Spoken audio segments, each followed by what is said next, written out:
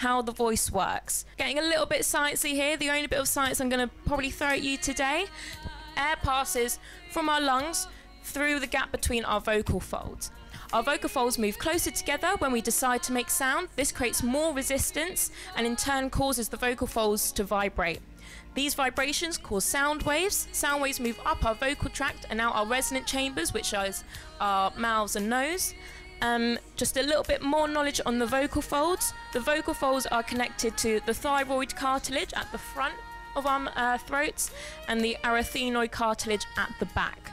The arytenoid cartilage is what determines the space between our vocal folds. The muscles in our neck rotates the arytenoid cartilage to create a smaller space or a wider space. Ways to get a really great sounding voice, just the healthiest state that our voice can be in. So we want our vocal folds to be lubricated. Of course, if they're vibrating, they vibrate incredibly fast. We want to have that nice lubrication on the outside of our vocal folds. Vocal folds are also internally hydrated. So not only hydrated on the outside, but internally hydrated. I think it's good to note that vocal folds are tissues and not muscles, and then resonant chambers are not restricted.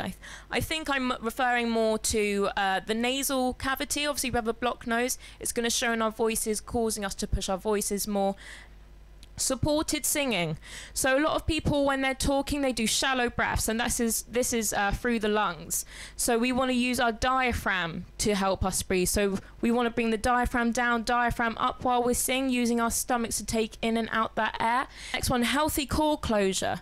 So something that I know a lot of vocal coaches are looking for when we're initially meeting someone is their amount of core closure. We don't want wide core closure, and we don't want complete core closure. So wide core closure causes a breathy tone, and the opposite, obviously, complete core closure, that's just going to cause irritation, more strain, and possibly have the same effect. So you want a really healthy core closure. Tension-free environment, obviously, like we spoke about and we did, it's just going to help those muscles coordinate and be a bit more flexible. A good understanding of personal vocal strengths and weaknesses. So if you know that maybe the higher end of your voice is not your strong point and you want to develop that, just don't push it too far. Maybe 1 or 2 hours is a good state to go in, and especially if you know what you're doing. But if you don't know what you're doing, maybe just following a YouTube video, something like that. Don't push it too far, and always if you don't know how to do it, take a professional standpoint. I thought it'd be useful for me just to talk about 2 common vocal injuries that I see people run into most. First one is polyps. They look like swollen lumps or blisters on the vocal folds. They can be on 1 or 2 of the vocal folds. And nodules.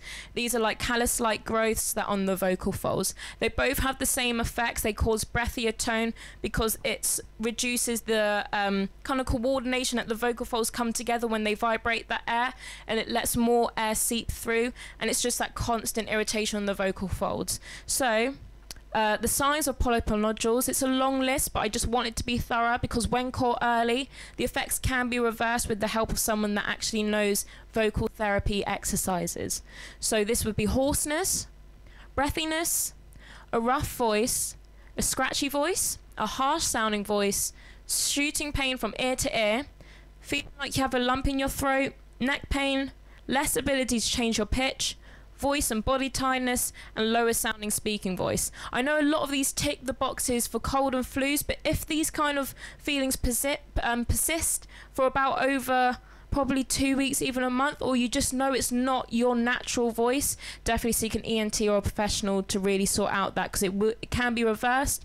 But if it's gone too far, like things like nodules, getting that callus, and you do have that callus on your vocal folds, you will have to seek actual doctor help, and that's laser removal for stuff like that. So you really want to catch it early. There is a point where an artist can do a lot of it themselves, but the main job for a manager is they work on behalf of the artist, and it's their job to promote the artist and advance the artist's career in so many different ways. So usually you'd sort of say your contacts, like if there's artists in here that are like, why do I need a manager? Well, you probably don't have the contacts that they have, and it's basically their job to get you as big as possible, make you reach as many people as possible, getting you gigs, to getting you on the radio, to getting all of these things that you can't do as an artist, so you can concentrate on writing music and being in the studio and being an artist. It's all about, do you trust this person, do you trust this person to manage you playing in front of 10 people, or do you trust this person to manage your career for the next 10 years? And it's trust is such a huge thing. And if you don't, if your mum sort of says to you as well, like, got a bad feeling about that guy, you're going to be with this person for so long, so you really should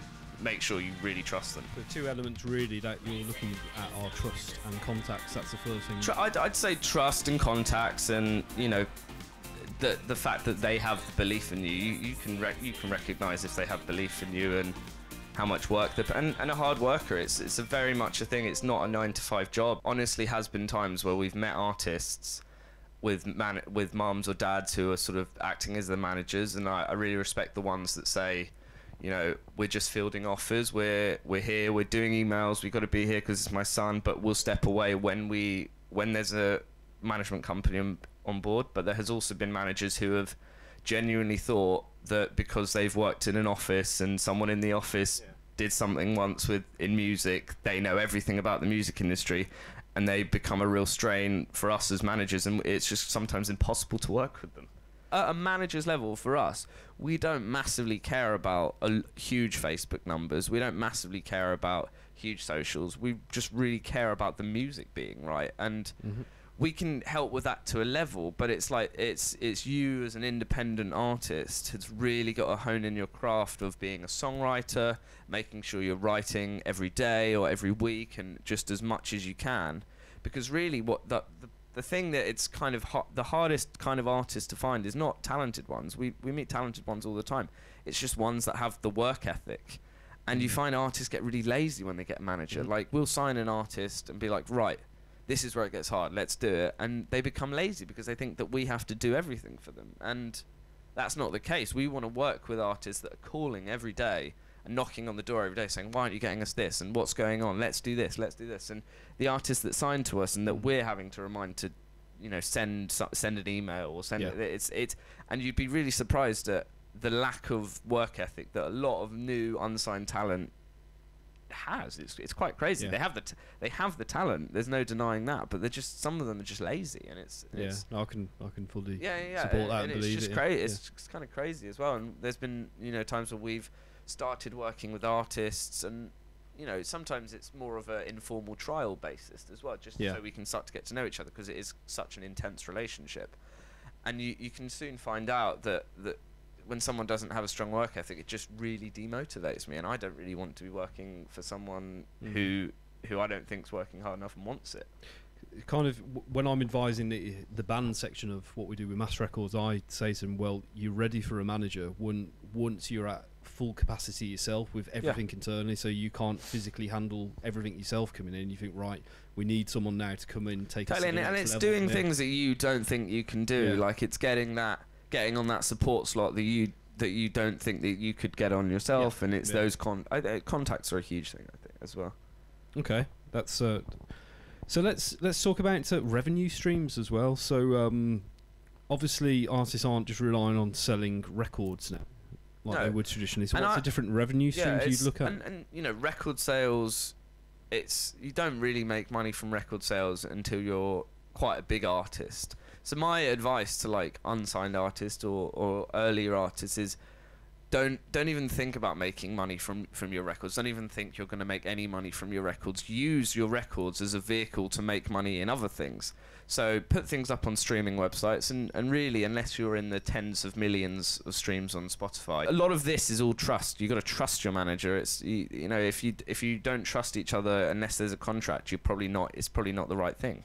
And sometimes in the early days. Sometimes, of course, if an artist does manage to get the attention of a label and do it the other way around, a label might come along and say, "Here's a manager you should use." That does sometimes. A good idea or not? That sometimes happens, and because the labels or a lot of the major labels do have their go-to management companies. Usually, management companies that have acts that they've had success together with, so they know how each other works, and that does happen. But sometimes, most of the labels will usually say, go off and get a manager and start the story yourself, and then come back because we like you, rather than being like, we're going to sign you, here's a manager. That just happens less because it's a bit more risk for them.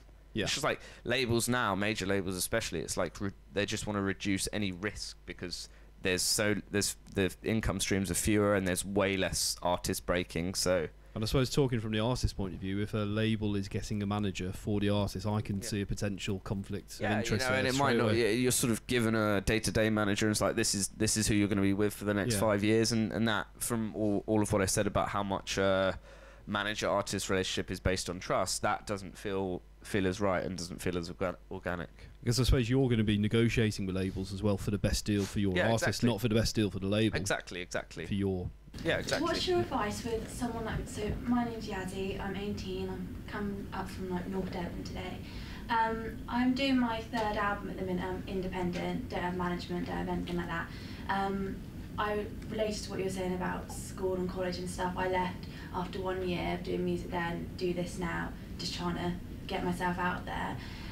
But what's your advice for someone like me? I'm releasing this at the beginning of January. Maybe controversial because you might have your release schedule planned, but I don't think you should put out an album in January. I think in the sort of world we live in, where most people are streaming music and that's how things are convenient, people don't really want an album from a new artist right now. They just want individual tracks, and you are in a strong position to release, say, 1 track a month from that album, creating hype every month around it, building more followers, putting out new content around it, and that's a whole year stretched out, building hype around you as an artist, rather than sort of just putting out a body of work like an album in January and it just living there and nothing new to come. What's more? So I'd firstly say don't put out the album, put things on Spotify, and then encourage your 20,000 followers to add them to their playlists and get your Spotify going, because it probably comes down to what do we look for in an artist to manage, and a big part of the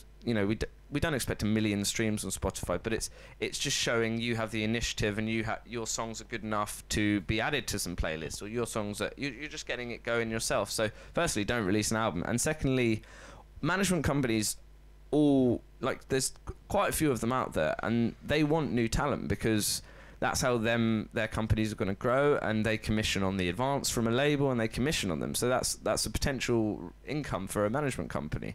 So the doors are less closed on new artists to management companies. It's just getting into the right contacts. And there are a lot of, if you just go target individual management companies on their websites, most will have a submissions area and for new talent, and most will listen, because even people that email my boss, who's run the company for like 10 years and has been all over the place, he looks at and forwards me every single email that comes through, and I know for a fact that 3 or 4 other friends of mine, they look at the submissions. Record labels not so much, because they get so many, and if they're from independent artists, it just doesn't make sense for them to look at, but management companies do. So I'd say all of that Googling is great and you're finding advice for yourself, but channel some of that Googling into researching, not info@modestmanagement.com, but the key people. Because if you can target and research, it's all there on the internet. It just takes some research. If you can target key people at management companies, you have a better chance than sort of going in cold.